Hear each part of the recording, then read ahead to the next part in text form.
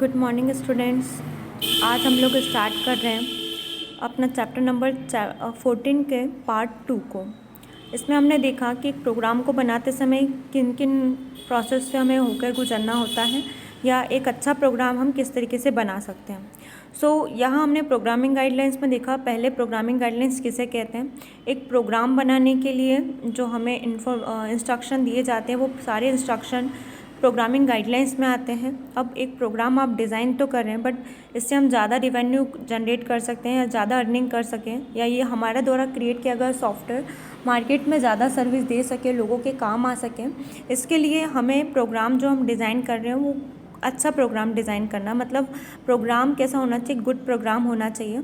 और good programming में क्या क्या क्वालिटीज़ होती है हमने देखा। फर्स्ट पॉइंट था फ्लेक्सिबिलिटी, हमारा प्रोग्राम फ्लेक्सिबल होना चाहिए। सेकंड पॉइंट था हमारा प्रोग्राम यूज़र फ्रेंडली होना चाहिए। फ्लेक्सिबल मतलब हम कोई भी अपडेशन आए, कोई भी चेंजेस आए तो उसको हम इजीली चला पाएँ। यूज़र फ्रेंडली का मतलब है, मैंने आपको बताया था कि कोई भी एज ग्रुप का व्यक्ति उस प्रोग्राम को चला पाए, चाहे वो बच्चा हो चाहे वो किसी भी एज का व्यक्ति हो, उस प्रोग्राम को चलाने में कंफर्ट फील करना चाहिए, उसे वो टफ़ नहीं लगना चाहिए। तब हम उस प्रोग्राम को कहेंगे कि हमारा प्रोग्राम यूज़र फ्रेंडली प्रोग्राम है। देन हमने देखा पोर्टेबिलिटी। पोर्टेबिलिटी का मतलब होता है कि आप जो प्रोग्राम बना रहे हैं वो कहीं से कहीं भी हम ले जा सकें। हम इसे घर के कंप्यूटर से चलाएं, चाहे ऑफिस के कंप्यूटर से चलाएं, या फिर हमें इसे एंड्रॉयड पे चलाएं या विंडोज़ पे चलाएं, हर सिचुएशन में उसको वर्क करना चाहिए। तब हमें कहेंगे कि हमारा प्रोग्राम क्या है, एक पोर्टेबल प्रोग्राम है, प्लेटफॉर्म इंडिपेंडेंट है। ऐसा नहीं कि इसी में चलेगा, इसी मोबाइल में चलेगा, तो वो प्लेटफॉर्म डिपेंडेंट हो जाता है। बट जब एक प्रोग्राम या फंक्शन एक से ज़्यादा डिवाइसेस में चल पाते तो हम उसे क्या कहेंगे कि ये एक प्रोग्राम मतलब प्लेटफॉर्म इंडिपेंडेंट प्रोग्राम है। इसके बाद में नेक्स्ट पॉइंट है रिलायबिलिटी।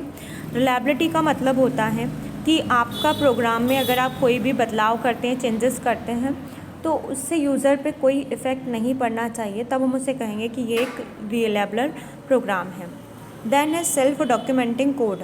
सेल्फ डॉक्यूमेंटिंग कोड का मतलब मैंने आपको बताया था कि जो भी आप प्रोग्राम बनाएंगे उसके साथ आपको एक छोटी सी बुकलेट प्रोवाइड करनी होती है, ताकि यूज़र जब भी कोई डिफ़िकल्टी महसूस करे कि मुझे सॉफ्टवेयर में समझ नहीं आ रहा कैसे वर्क करना है, या जो भी मैं प्रोग्राम बना रहा हूँ उसमें समझ नहीं आ रहा कि कैसे वर्क करना है, तो उसके लिए सेल्फ डॉक्यूमेंटिंग का ऑप्शन होना चाहिए आपके सॉफ्टवेयर के साथ या आपके प्रोग्राम के साथ, एप्लीकेशन के साथ। तो उसको कैसे प्रोसेस करना है, उसको कैसे चलाना है, ये होना चाहिए। तो हम उसे सेल्फ डॉक्यूमेंटिंग कहते हैं।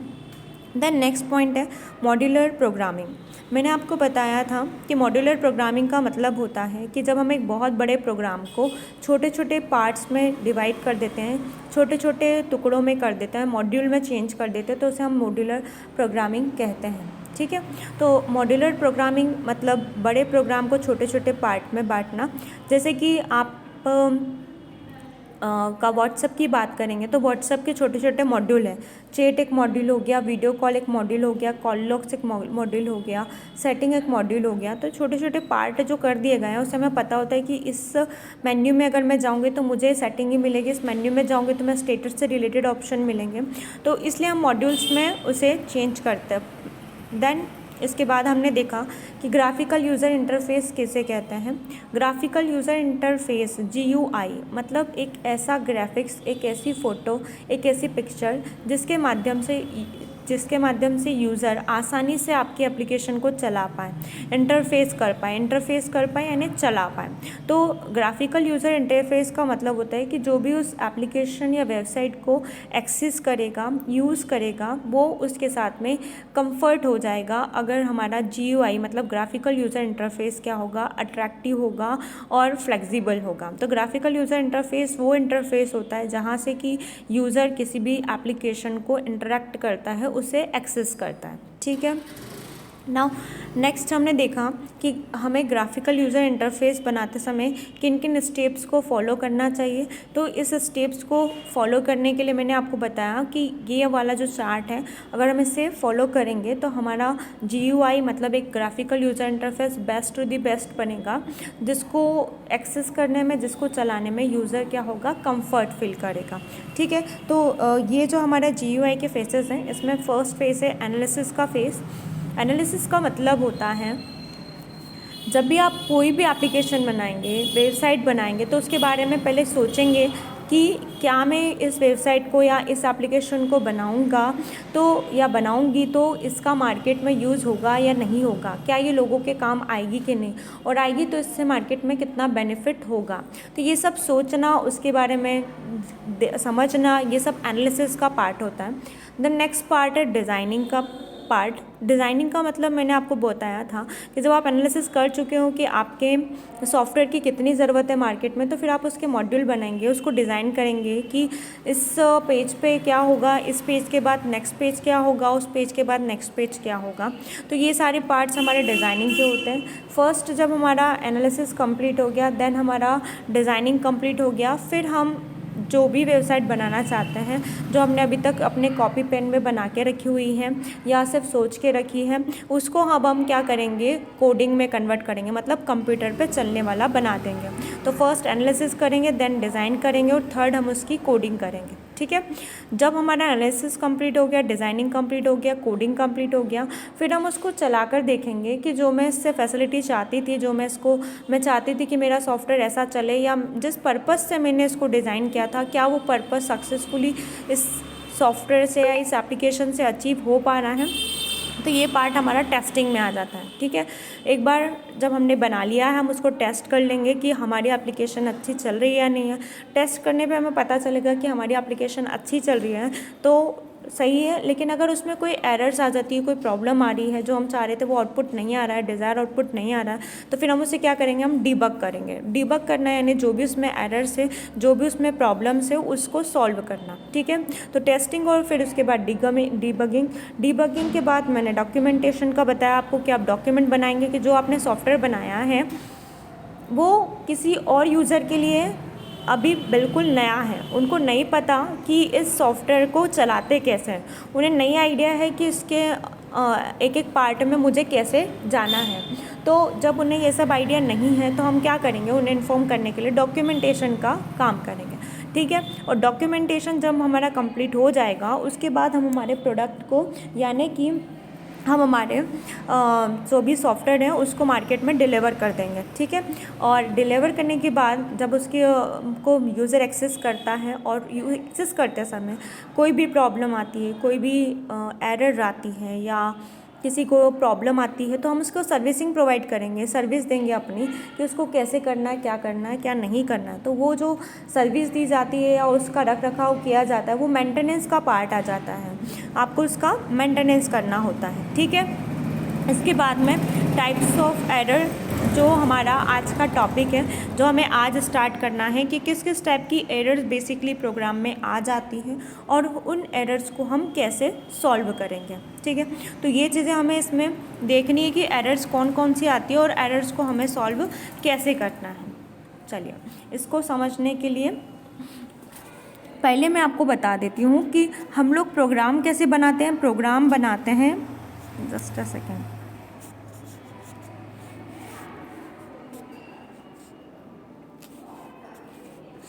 देखिए, हम जब भी एक प्रोग्राम बनाते हैं ना, तो प्रोग्राम में जैसे मैंने आपको बताया कि आपने लिया इंटीजर ए इक्वल टू 5 लिखा, उसके बाद में आपको ये सेमी कॉलन लगाना कंपलसरी है।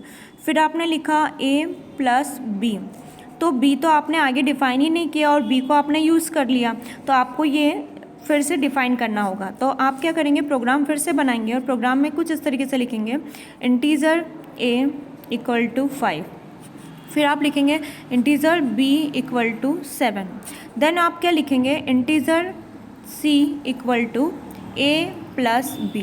अभी आपका प्रोग्राम कंप्लीट है, इसमें कोई एरर, कोई प्रॉब्लम नहीं है। ठीक है, तो ये जो हमने बनाया है इसके अंदर ए को भी इसका डेटा टाइप भी बताया, बी जो बनाया बी का डेटा टाइप भी बताया, सी बनाया सी का डेटा टाइप भी बताया। इसके बाद में हमने उसको वैल्यू भी दी, इसको वैल्यू 5 दी, इसको वैल्यू 7 दी और इसको वैल्यू हमने इसके अंदर क्या करा है a+b की वैल्यू हमने दी। ठीक है, तो इस तरीके से ये प्रोग्राम कंप्लीट है। लेकिन यदि आप इसके अंदर सेमीकोलन नहीं लगाते, ये जो आपने सेमीकोलन यहाँ लगाया है, अगर सेमीकोलन नहीं लगाते हैं, इसके आगे इक्वल टू नहीं लगाते हैं, या आपने जो ए लिखा है उसके पहले आप इंटीजर नहीं लिखते, उस समय इसमें एरर आती है और आपका प्रोग्राम नहीं चल पाता। तो ये सारी एरर्स जो हैं, ये सारी जो एरर्स हमने देखी, ये सारी एरर्स हमारी सिंटैक्स एरर कहलाती है। सिंटैक्स एरर क्या बोलती है कि आपके प्रोग्राम में कोई भी लिखने में मिस्टेक नहीं होना चाहिए। ठीक है, और अगर लिखने में कोई एरर्स आ जाती है तो वो आपकी सिंटैक्स एरर कहलाती है। जैसे हमने इफ़ का सिंटैक्स देखा होगा, इफ़ को हम कैसे लिखते हैं, जो हमारा कंट्रोल स्टेटमेंट है उसमें हमने देखा इफ़ को कैसे लिखते हैं। इफ़ लिखा, if a is greater than b, यहाँ पे कंडीशन लिखी और उसके बाद में हम प्रिंट करवाते हैं। तो ये इफ़ का एक स्ट्रक्चर है। यदि इसके अंदर ब्रैकेट नहीं लगा होगा, यदि इसमें इफ़ नहीं लिखा होगा तो ये प्रोग्राम रन नहीं करेगा। वैसे ही यहाँ पर लिखा हुआ है, क्या लिखा है यहाँ पर, a=0। क्या लिखा है, a=0। अगर आप यहाँ पे सेमीकोलन नहीं लगाए, इसका मतलब यहाँ पे क्या है, एरर है, ये लाइन गलत है, ये लाइन आगे नहीं बढ़ेगी। ठीक है, फिर आपने देखा यहाँ पे वाइल लिखा है, वाइल a <10, ये भी गलत है, क्योंकि वाइल के अंदर क्या होना चाहिए, यहाँ पे दोनों साइड ब्रैकेट लगा होना चाहिए, जो यहाँ नहीं लगे हुए हैं। फिर आप देखेंगे a=a+1 लिखा है, ये लाइन भी गलत है। क्यों? क्योंकि इसके अंदर भी सेमीकोलन नहीं लगा है। रूल बोलता है कि लाइन ख़त्म होने के बाद, जैसे हम क्या करते हैं इंग्लिश में, एक लाइन लिखते हैं और एक लाइन लिखने के बाद में फुल स्टॉप लगाते हैं, है ना। वैसे यहाँ पर भी क्या है, हम अपना प्रोग्राम लिखते हैं और प्रोग्राम लिखने के बाद हम फुल स्टॉप लगाते हैं, लेकिन यहाँ पर हमने नहीं लगाया है। यहाँ पे क्या लगाना होता है, हमको सेमीकोलन लगाना होता है। कुछ इस तरीके से कॉमा आता है जिसको हम सेमीकोलन बोलते हैं, वो नहीं लगाया है। अगर आप सेमीकोलन नहीं लगाते हैं मतलब आपके प्रोग्राम में क्या होगी, एरर होगी। ठीक है, तो ये सारी एरर्स कौन सी होगी, हमारी सिंटैक्स एरर कहलाएगी। बेसिकली एरर तो समझ में आ गया। एरर का मतलब है कि आपके प्रोग्राम में अगर कोई भी प्रॉब्लम होगी, वो जिसकी वजह से आपका प्रोग्राम रन नहीं कर रहा है, तो वो आपका क्या कहलाएगा, एरर कहलाएगा। ठीक है, नॉर्मली कितने टाइप की एरर बताई गई है, कितने टाइप की एरर होती है, तो सामान्यतः 3 प्रकार की रूटी यानी एरर्स, नॉर्मली 3 टाइप की एरर होती है प्रोग्राम में। और प्रोग्रामिंग एरर्स को हम बग भी कहते हैं। क्या कहते हैं, BUG, बग। इसको बग को हम ख़त्म करने के लिए क्या करते हैं, डीबग करते हैं। क्या करते हैं, डीबगिंग। जैसे कि मैंने अभी आपको ऊपर बताया था कि हम टेस्टिंग करते हैं और टेस्टिंग के साथ में क्या करते हैं, डीबगिंग भी करते हैं। तो डीबगिंग का मतलब मैंने आपको बताया था कि टेस्ट करने में हम देखेंगे कि कोई एरर तो नहीं है। अगर टेस्ट करने में कोई एरर होगी तो उसको हम क्या करेंगे, सॉल्व करेंगे। उसको सॉल्व करना ही क्या कहलाता है, डीबग करना कहलाता है। ठीक है, तो हमारे प्रोग्राम में एरर यानी क्या होती है, बग होती है। फिर से समझा रही हूँ, हमारे प्रोग्राम में कोई एरर होती है तो हम उसे क्या कहते हैं, बग कहते हैं। और जो भी एरर होती है, बग होती है, उसको हम क्या करते हैं, किससे सॉल्व करते हैं, सॉल्व करने की प्रोसेस को क्या बोलते हैं, डीबग कहते हैं। क्या कहते हैं, डीबग कहते हैं। तो बग यानी एरर और उसको सॉल्व करना यानी डीबग करना। तो हमारे इसीलिए हम एरर को क्या नाम भी देते हैं, एरर को हम नॉर्मली बग भी कहते हैं। ठीक है, और उसको सॉल्व करना डीबग भी कहते हैं। नॉर्मली कंप्यूटर में 3 टाइप से एरर हो सकती है। कौन कौन सी एरर हो सकती है, या तो कंपाइल टाइम एरर होगी, या तो लॉजिकल एरर होगी, या तो रन टाइम एरर होगी। ठीक है, मैंने फिर से बोल रही हूँ, 3 टाइप की एरर कौन कौन सी होगी। पहला कंपाइल टाइम एरर, सेकेंड हमारा लॉजिकल एरर और थर्ड हमारी होती है रन टाइम एरर। अब हम इन तीनों को एक एक करके समझेंगे कि तीनों का मतलब क्या होता है।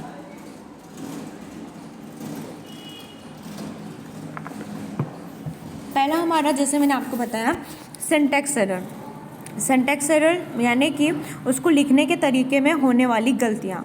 अगर हम उसे लिखते समय कोई गलती कर देते हैं तो वो हमारी एरर किस एरर में आएगी, वो एरर हमारी सिंटैक्स एरर में आएगी। ओके, नाउ अब हम नेक्स्ट देखते हैं कि नेक्स्ट जो सेकेंड एरर है वो कौन सी होती है।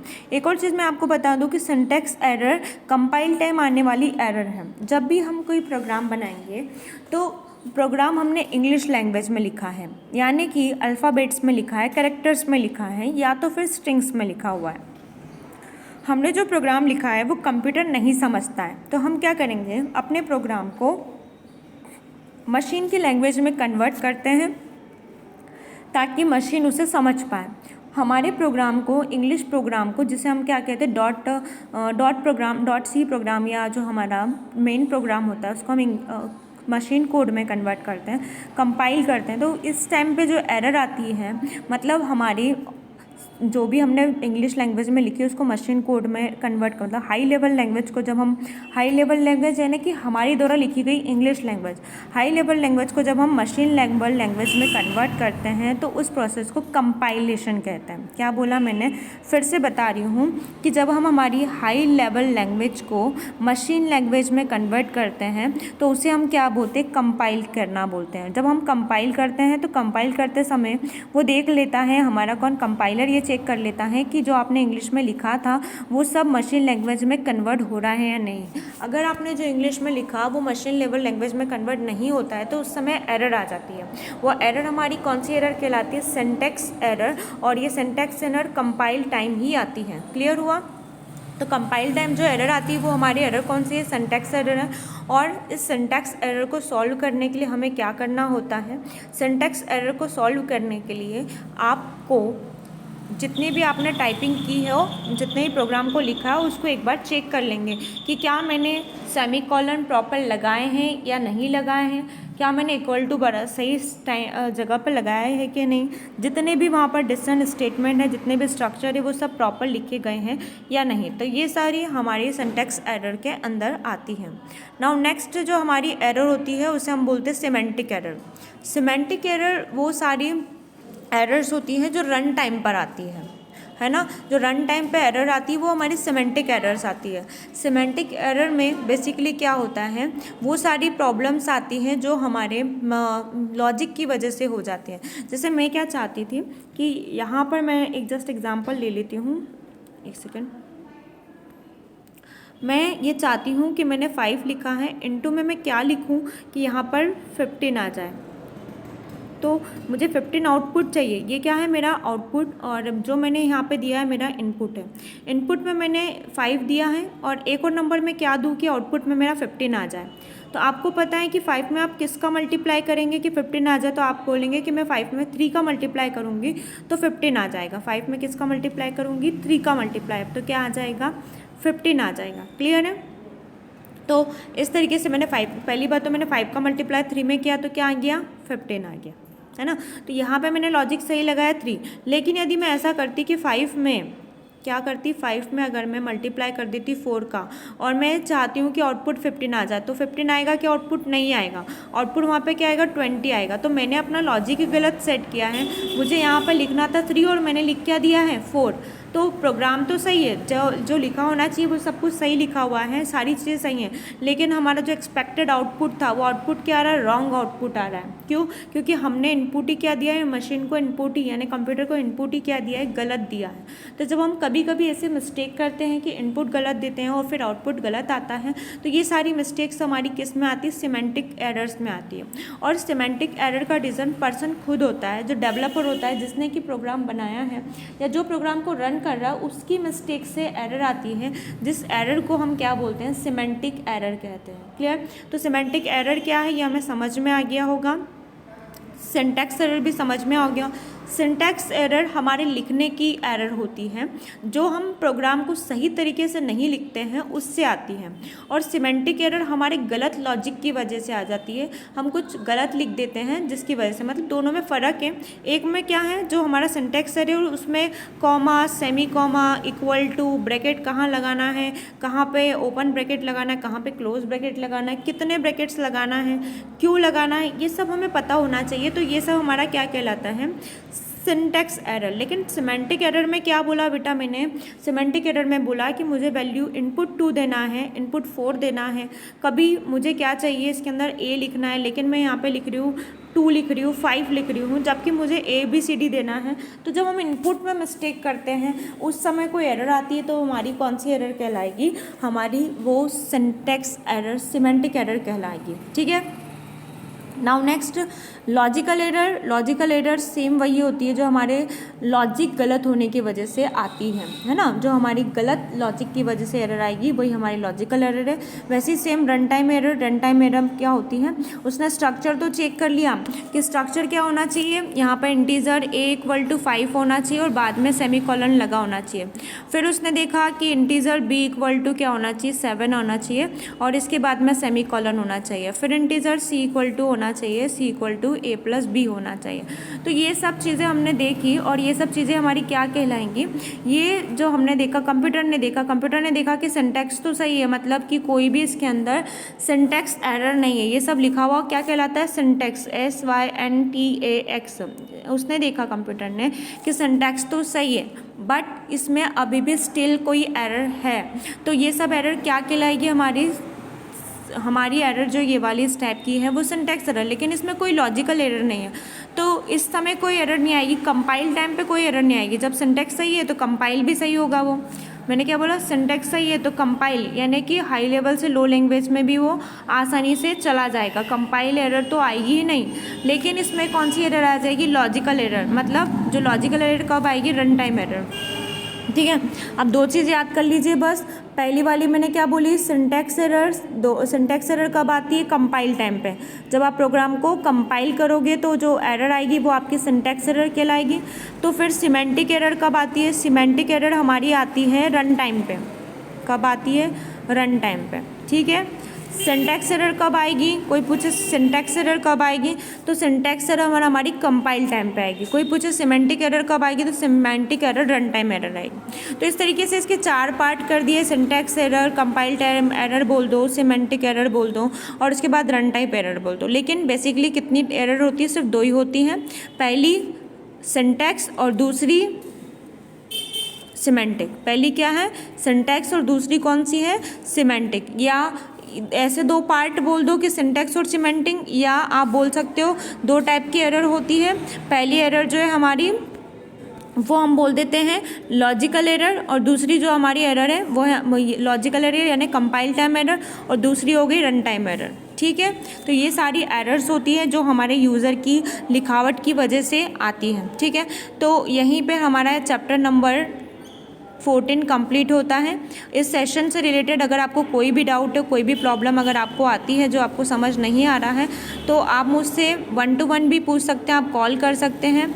ठीक है, और आई होप कि आप चैप्टर नंबर 13 तक अपनी कॉपी में अभी तक कंप्लीट कर चुके हैं। अगर किसी भी स्टूडेंट के पास चैप्टर 13 तक लिखा हुए क्वेश्चन आंसर्स नहीं है तो वो मुझसे कांटेक्ट करें, मैं उसे सारे नोट्स प्रोवाइड कर दूंगी। जितना भी अभी तक हमने चैप्टर 1 से 13 तक लिखवाया है वो उसके फ़ोटोज़ आपको प्रोवाइड कर दिए जाएंगे, और इसके बाद हम चैप्टर 14 कंप्लीट करेंगे। अब आईपी के सिलेबस में हमारे पास टोटल 5 चैप्टर और बचे हैं। टोटल जैसा हमें पता है कितने चैप्टर हैं, 19 चैप्टर है। 19 चैप्टर आपके टोटल हैं, जिसमें से आपका चैप्टर नंबर 14 आज ही कंप्लीट हो रहा है। इसके बाद में हमारे टोटल 5 चैप्टर बचेंगे। और जैसा कि कोरोना टाइम चल रहा है तो कभी एग्ज़ाम हो रही है, कभी एग्ज़ाम नहीं हो रही, ऐसा आपको लग रहा है, लेकिन ऐसा कुछ नहीं है। अब क्लियरली ये नोटिफाई हो चुका है कि आपके एग्ज़ाम होंगे और ऑफलाइन एग्ज़ाम होंगे। 9th से लेकर 12th तक के सभी के एग्ज़ाम होंगे। 8th क्लास तक के एग्ज़ाम स्कूल पे डिपेंड करते हैं, वो लेना चाहें या परमिशन मिले तो हो सकते हैं, लेकिन 9, 10th, 11, 12th ये 4 क्लासेस के तो एग्ज़ाम होंगे और you are the part of the 9 to 12th class. ठीक है, आप 9 से 12th क्लास की ही पार्ट हो, क्योंकि आप क्लास 11th हो तो आपको एग्ज़ाम देनी है। तो be prepare for the exam, और आपको चैप्टर नंबर 1 से स्टार्ट कर देना है। अपना पढ़ना, याद करना, लर्न करना आप चालू कर दीजिए। और ठीक है, जिसको जो भी डाउट है पर्सनली मुझे कॉल करें या तो स्कूल में आके बात करें, हम आपके बाकी के डाउट भी क्लियर कर देंगे। ठीक है, थैंक यू।